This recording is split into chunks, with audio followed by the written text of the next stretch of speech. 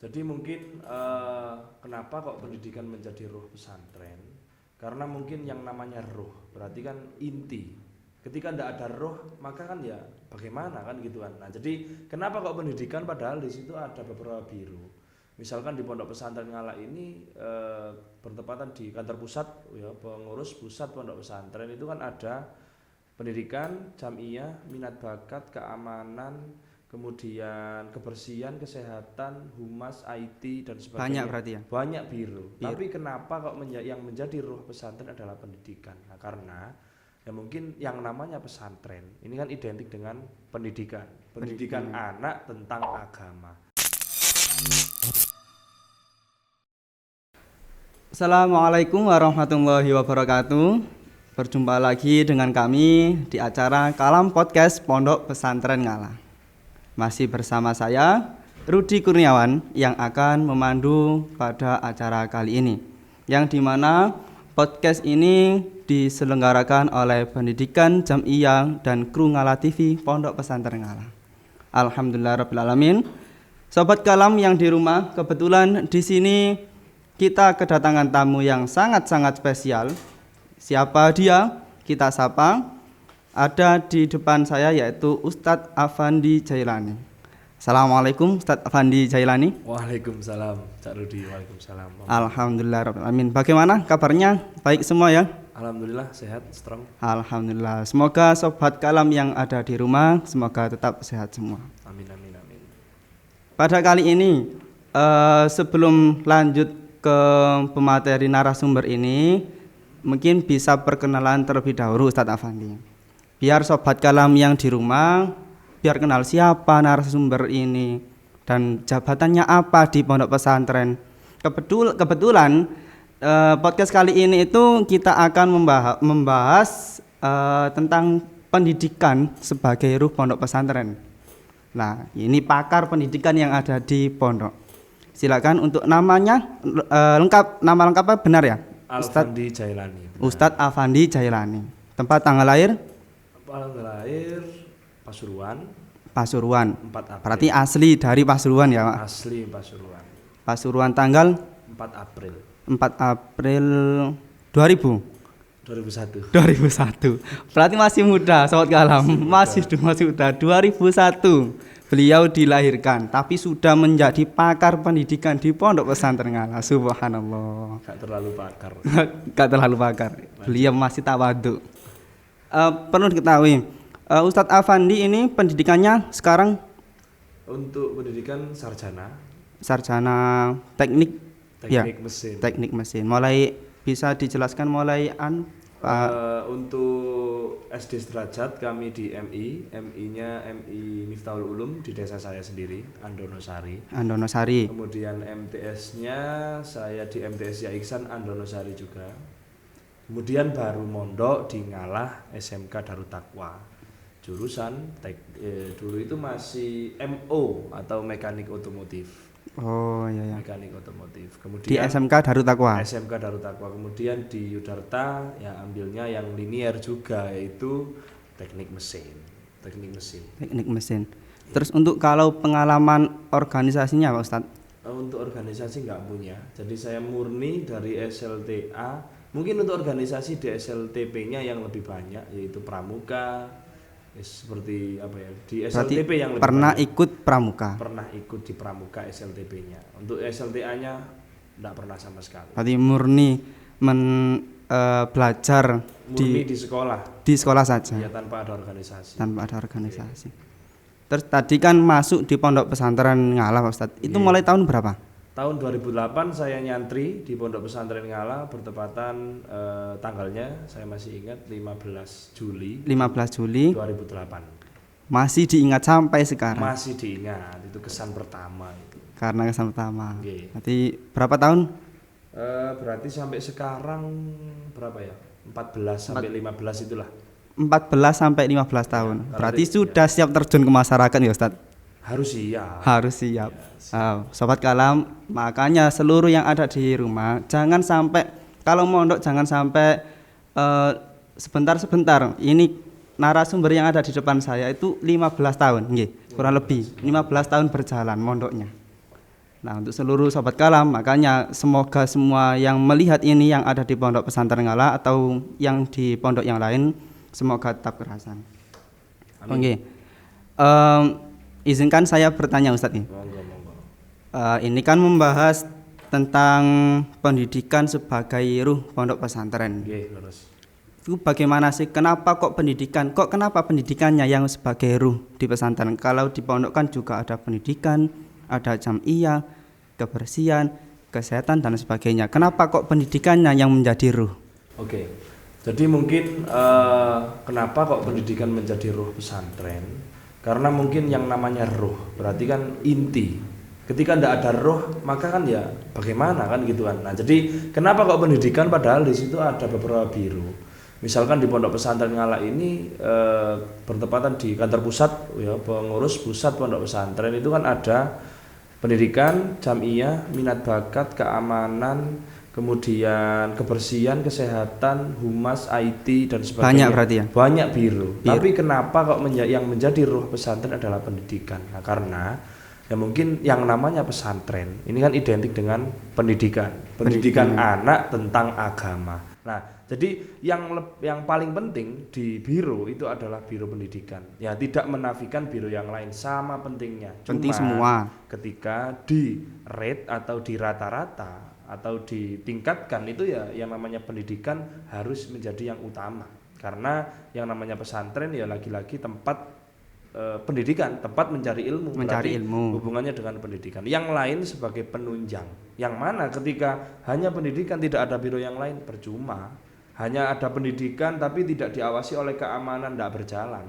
Hanya ada pendidikan tapi kebersihannya tidak diatur dan sebagainya percuma. Jadi intinya adalah pendidikan tapi yang lain juga sama pentingnya.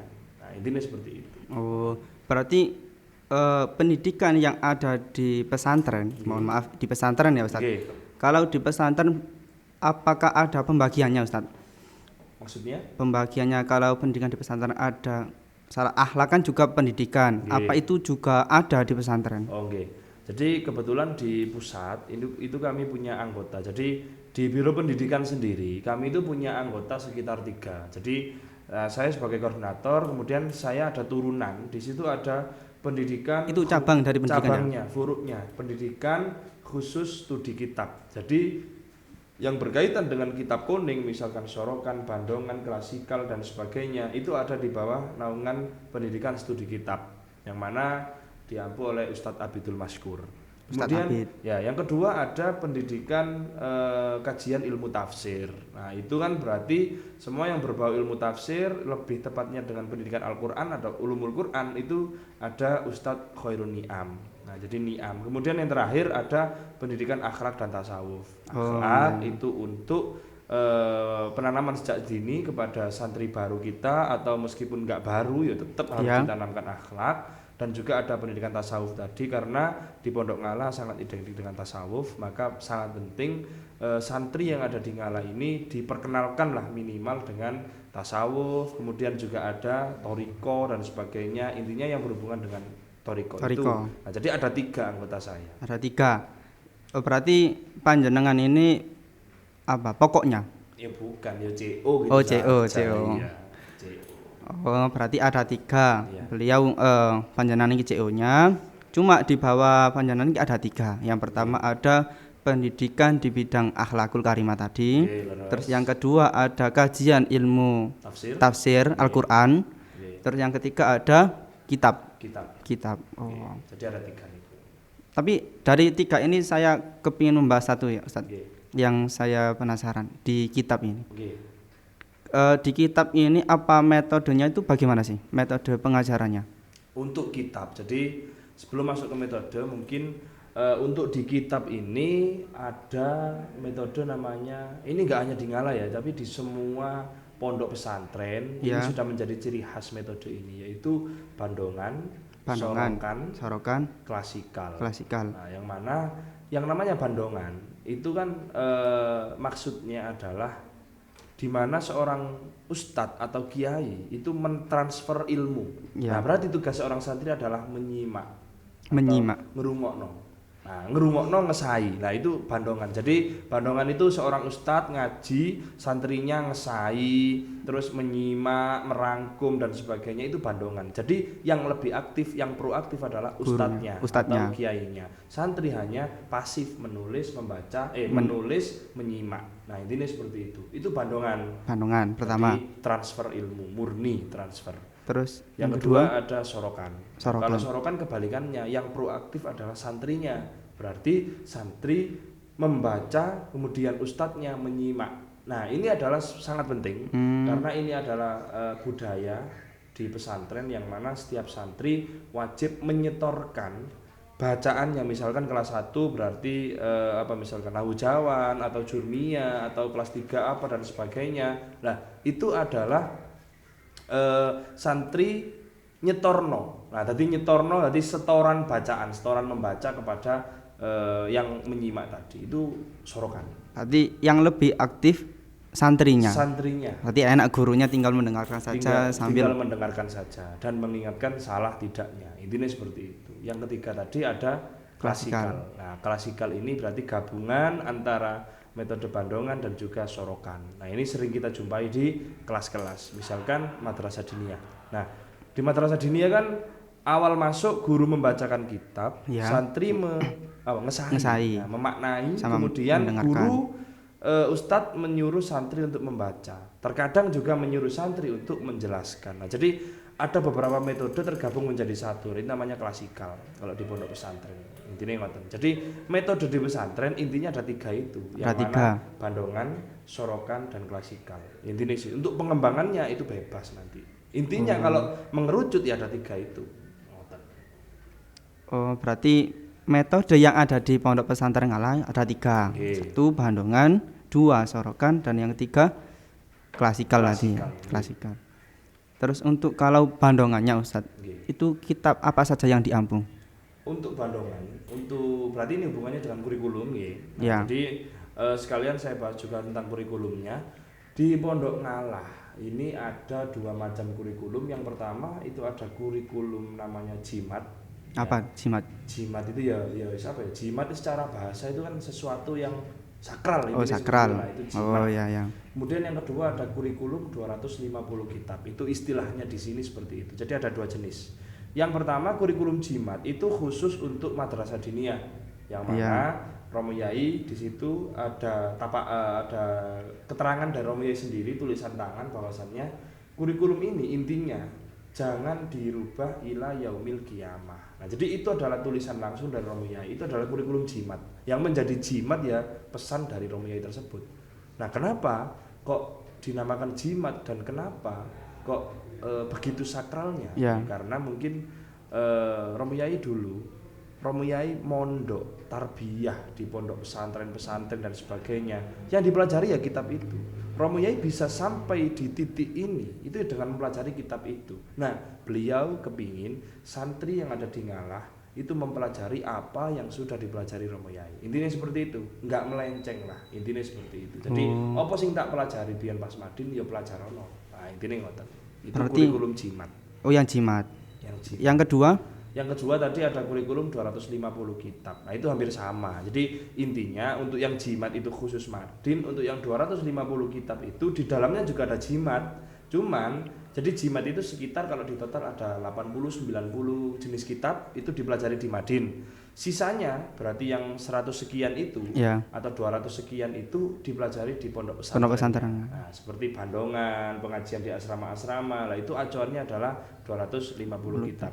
Intinya seperti itu. Berarti 250 kitab ini acuannya dari pengasuh yayasannya.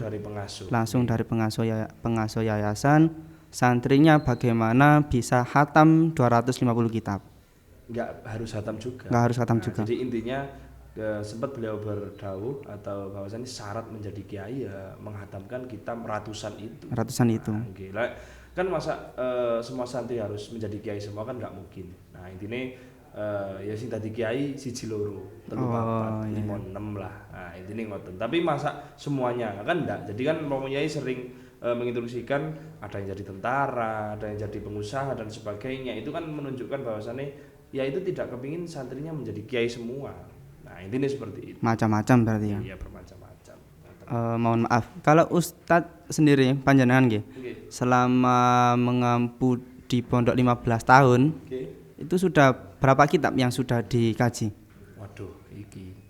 Ya bukane Ya mungkin bisa motivasi saya sendiri dan seluruh sobat kalam yang ada di rumah.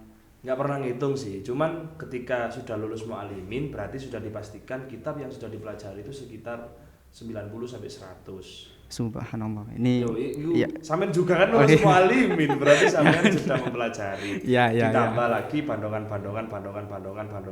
selama saya mondok itu kan juga plus bandongan. Itu nggak tahu berapa. Ini kan hatam dulu lah. Ilmunya nanti dipelajari sambil mutolaah dan sebagainya itu untuk memahaminya. Intinya nggak kehitung sih. Bukan berarti saking akeh enggak, ya saking belum sempat ngitung. Oh, berarti di pendidikan itu berarti ada dua ya, yang ada di Madin sendiri dan yang ada di pesantren. Yang bagian kitab ya biro kitab sendiri tadi ya? Biro kitab sendiri itu ada, jadi khusus tentang bandongan, sorokan, dan sebagainya. Khusus. Namanya biro pendidikan. Masuk di biro pendidikan. Terus tugasnya biro pendidikan di masing-masing asrama itu apa saja, kan asramanya mulai A sampai asrama Ki sampai asrama Ki. Asrama A sampai asrama Ki kan nggak sedikit, asrama sangat banyak. Terus tugas pendidikan di masing-masing asrama itu bagaimana? Untuk tugas atau tupoksi ya, tugas pokok dan fungsi dari biro pendidikan ini sebenarnya adalah satu, pelayan pendidikan santri. Itu garis besarnya. Jadi kita itu melayani bagaimana sekiranya semua santri itu terlayani dalam hal pendidikan, karena niat utama mereka ke pondok adalah belajar. Jadi bagaimana kita sebagai pengurus melayani mereka untuk belajar. Berarti bisa jadi kita mulang, bisa jadi kita ngobrai, bisa jadi kita barengi ngaji, bisa jadi kita macakno dan sebagainya. Nah, jadi tugas kita adalah pelayan. Cuman kalau pelayan kan umum, cuman ini lebih spesifik. Jadi tugas pendidikan adalah misalkan bertanggung jawab atas semua pengajian yang ada di asrama masing-masing, bertanggung jawab atas kori-kori atau para penyorok-penyorok atau orang yang bertugas untuk nyemak sorokan, kemudian bertanggung jawab atas menghubungi kori bandongan, bertanggung jawab atas pembelian kitab, intinya yang selalu berhubungan dengan pendidikan. Semua yang ada di pendidikan asrama itu tugasnya biro pendidikan. Nah, itu untuk tugas pribadinya, untuk program kerja di sini. Jadi atau program kerja kita sebagai biro pendidikan itu ada berbagai macam. Jadi kami klasifikasi menjadi ada program wajib atau unggulan, ada program semi unggulan. Nah, itu ada substansinya sendiri-sendiri. Jadi tidak semuanya kita wajibkan, tidak. Nah, karena apa? Karena pendidikan itu menyeluruh. Jadi programnya kami ya banyak. Program wajibnya yang berbau rutinitas yaitu seperti sorokan, bandongan, kemudian di situ ada jabul masail, fikih jabul masail, kemudian ada madrasah diniyah, madrasatul Quran dan sebagainya, kemudian ada bandongan wajib tadi sudah, pembinaan akhlak santri. Nah, itu adalah program wajib. Jadi setiap santri wajib mengikuti Madin. Setiap santri wajib mengikuti MQ. Setiap santri wajib mengikuti bandongan, wajib sorokan, wajib mengikuti kajian jabul masail, wajib mengikuti pendidikan akhlak santri. Itu kegiatan wajib atau unggulan.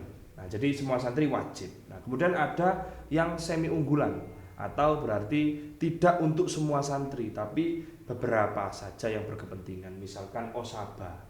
Nah, jadi program Osaba ini kan orientasi santri baru. Nah, berarti kan hanya untuk santri baru di tahun pertama. Jadi program ini hanya 1 tahun sekali saja. Nah, intinya seperti itu. Kemudian ada lagi namanya syawir.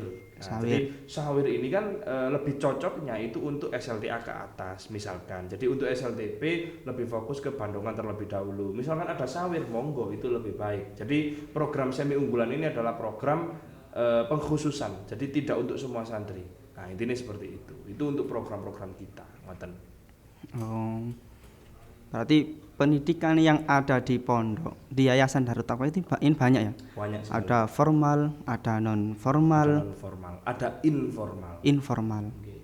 Terus untuk memadukan pendidikannya itu bagaimana Ustaz?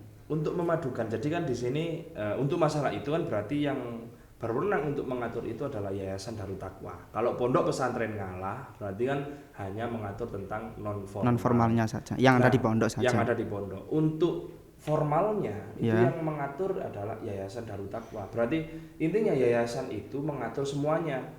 Yo formal, yo informal, yo non formal. Itu ada Yayasan Darut Taqwa. Yang tertinggi. Yang tertinggi. Nah, itu Yayasan Darut Taqwa kalau di dalam bidang keorganisasiannya. Ngoten. Oh, terus tadi kan banyak ya pendidikan yang ada di yayasan. Oke. Bagaimana cara mengimplementasikan atau tolak ukur keberhasilan santri mengimplementasikan pendidikan ini bagaimana? Oke. Mungkin di kami pendidikan itu punya yang namanya indikator. Jadi kami sudah membuat semacam indikator, ada yang namanya yang SOP. pertama itu ada abidun. Jadi santri usia, maksudnya bukan usia umur ya, usia mondok. Santri usia mondok 1 sampai 3 tahun itu kami kategorikan menjadi abidun. Nah, jadi anak mondok 3 tahun itu harus sudah abidun. Dalam hal ini adalah berarti dia sudah menguasai dalam hal ubudiyah. Maksudnya apa? Sholat, wudu, mandi. Untuk anak perempuan ya mahid atau haid, itu ubudiyah. Nah, jadi usia 3 tahun, santri usia mondok 3 tahun itu minimal dia sudah bisa ibadah yang baik dan benar. Itu abidun. Satu, abidun. Ya. Yang kedua usia mondok 4 sampai sekitar 9 tahun. Itu kami kategorikan menjadi alimun. Atau bisa menjadi alim, dalam arti dia fokusnya adalah menggali keilmuan. Nah, jadi ibadah sudah oke, ya ibadah dia sudah oke, kemudian dia baru menggali keilmuan secara detail. Dalam hal ini kan kebanyakan anak usia mondok 4 tahun sampai 9 tahun, berarti kan kisaran madinnya itu kan sudah mulai Fathul Qorib, Fathul Mu'in, Alfiyah, Imriti dan sebagainya. Jadi dia mulai fokus untuk menggali keilmuan. Jadi apa saja ilmu yang ada di Madin diambil semua, Bandongan diambil. Jadi dia nyelengi ilmu. Nah, itu alimun. Kami usahakan atau kami berharap di usia mondok 9 tahun dia sudah alimun. Dalam arti alimun, dia sudah menguasai semua yang dipelajari selama 9 tahun, kepungkur ke belakang ini dia sudah menguasai, itu alimun. Yang kedua. Terus yang ketiga itu namanya da'iyun. Da'iyun itu kan berarti dai kan apa? Menyampaikan. Jadi saya usahakan di usia 9 tahun, di usia mondok 9 tahun itu kebanyakan sudah ada yang sudah lulus ustiyah. Berarti kan dia sudah mu'alimin atau di sini ulia. Nah, di ulia itu kan fase atau metode pendidikan di Madin Ulia itu sudah lebih ke da'iyun, menyampaikan. Jadi dia tidak seperti di kelas Wusta dan Ula, dinia ngesai, enggak, tapi sudah langsung presentasi, menjelaskan, mengondisikan dan sebagainya. Jadi kuliah atau pendidikan Madin Ulia ini lebih ke seperti kuliah. Jadi presentasi, ada KKN, ada PPL dan sebagainya. Nah, jadi cuma untuk KKN enggak ada. Jadi khusus PPL saja. Nah, mulai da'iyun ini usia mondok 9 tahun sampai boyong wis. Nah, jadi seperti saya di 15 tahun mondok ini berarti kan saya sudah masuk di da'iyun. Berarti saya kan sudah wajib terjun ke asrama masing-masing. Menyampaikan tadi. Nah, jadi kalau di Madin berarti saya mengajar di kelas ini. Kebetulan saya di Wusto Sani awal dan mu'alimin. Nah, itu kan sudah praktek da'iyun. Kemudian kalau di pesantren saya di Bandongan asrama, alhamdulillah asrama putra hampir merata. Karena bukan karena apa ya, karena memang ini tugas CO CO kan tugas pendidikan. Kayak contoh, ya soalnya wegah dicelatu lah intinya ngono. CO kok gak ngaji. Jadi itu yang menjadi beban pertama kami. Jadi asrama apa misalkan K, M, N, misalkan kemudian G, P, Q dan sebagainya itu terjun semua, harus berani terjun untuk bandongan atau membacakan kitab. Nah, intinya ngoten. Tapi begini Ustaz, panjenengan kan ngajinya di beberapa asrama. Beberapa asrama. Untuk ngaji di beberapa asrama, ini beliau ngaji Bandongan apa Sorokan? Nek kula Bandongan. Kitabnya apa ada yang ditentukan dari pusat? Apa dari pusat itu menentukan harus setiap asrama ngaji kitab ini? Terus apa harus kitab ini? Apa harus ada sesuai jenjangnya di asrama-asrama? Apa bagaimana? Untuk saya untuk menentukan kitab itu yang pertama saya tawarkan terlebih dahulu. Jadi saya tawarkan ini untuk kelas berapa. Jadi oh gini ya, untuk kelas ULA kelas 4. Oh berarti saya carikan kitab yang cocok.